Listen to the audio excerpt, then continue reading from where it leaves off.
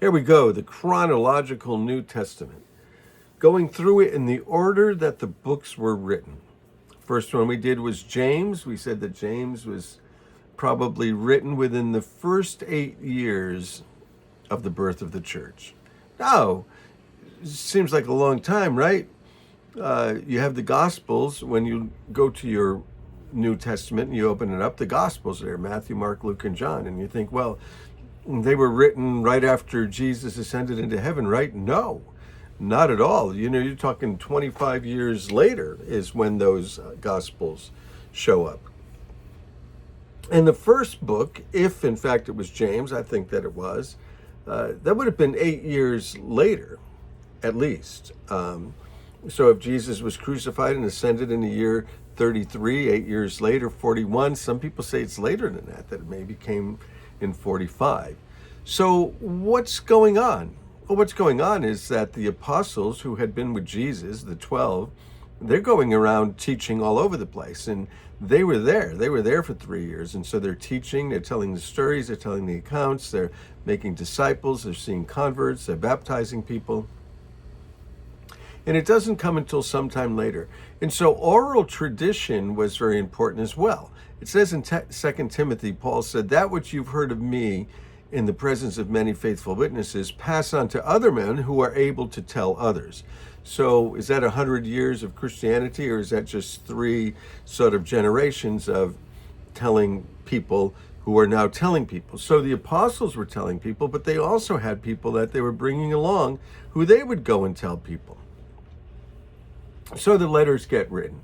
And the first 8 years, 10 years, it's still largely Jewish, that all of the Christians are Jewish. Not all of them, there's a few here and there, but for the most part, they're all Jewish. It's not until the Apostle Paul begins to aggressively go into Gentile places in the Mediterranean region in the Roman world that it goes to the Gentiles.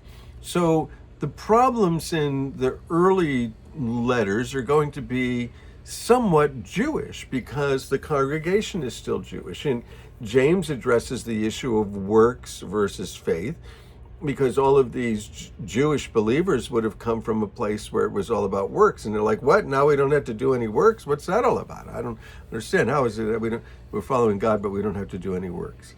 And so James sort of sorts that out and works them through it.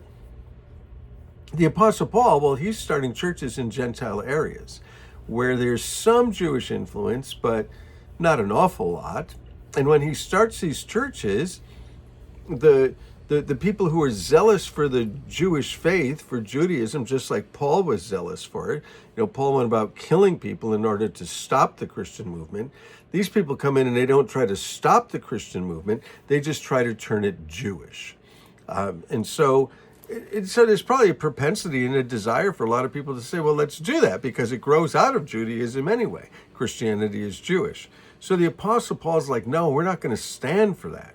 And so when he's planting these churches, and this is maybe 15 years later, somewhere thereabouts, later than what? Later than the ascension of Jesus Christ. So it's been some time.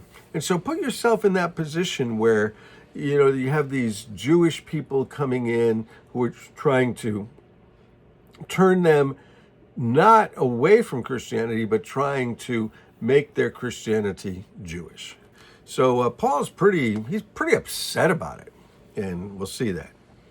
And he said, what I'm saying is this: as long as an heir is underage, he is no different from a slave, although he owns the whole estate. Just talking about having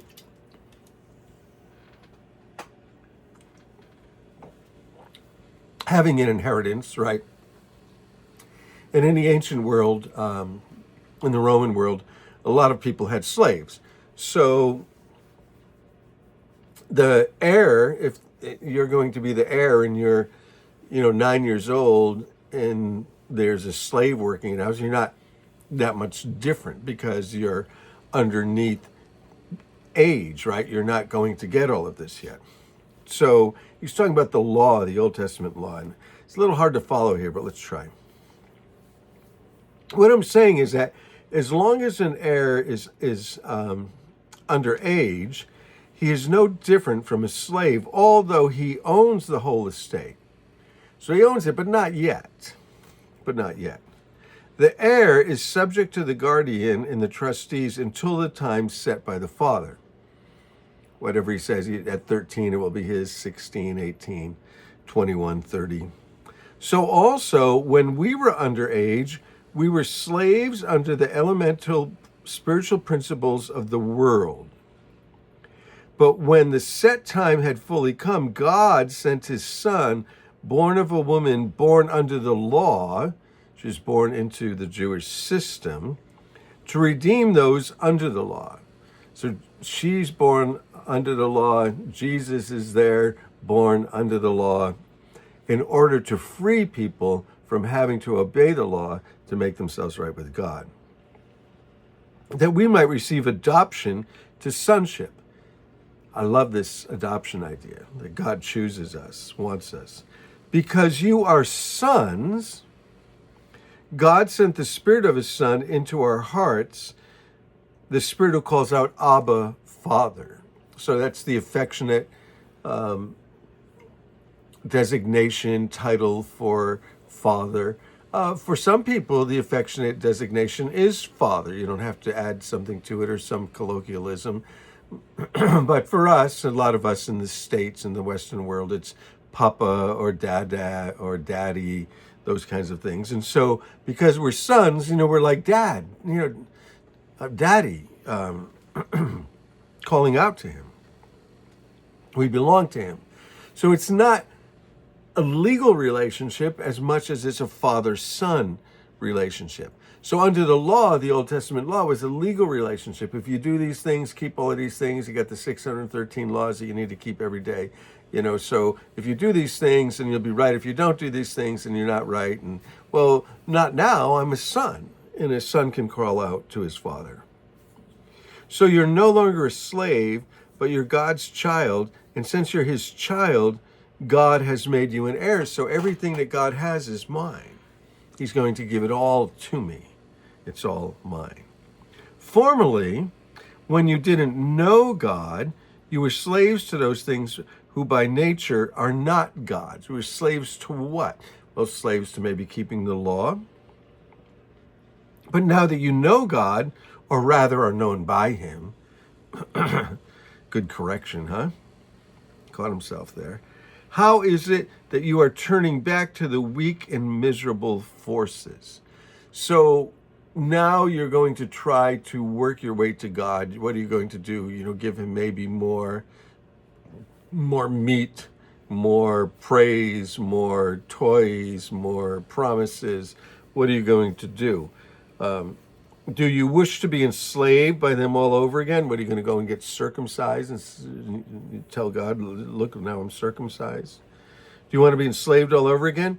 You're observing special days and months and seasons and years, and I fear for you that somehow I've wasted my efforts on you. He's saying, you guys are just going back to something that could never save anyway. This is what the Apostle Paul got saved out of, and now they're going into it. He got saved out of it so that he could have a relationship with God, and now they have a relationship with Jesus through God, through Jesus Christ, and they're going back to these old principles. And Paul's like, what is this? I plead with you, brothers and sisters, become like me, for I became like you. You did me no wrong. As you know, it was because of an illness that I first preached the gospel to you. So Paul traveled around with a physician, Luke. He was sick.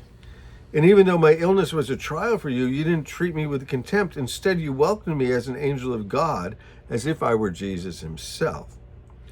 Where then is your blessing of me now? I can testify, if you could have done so, you would have torn out your eyes and given them to me.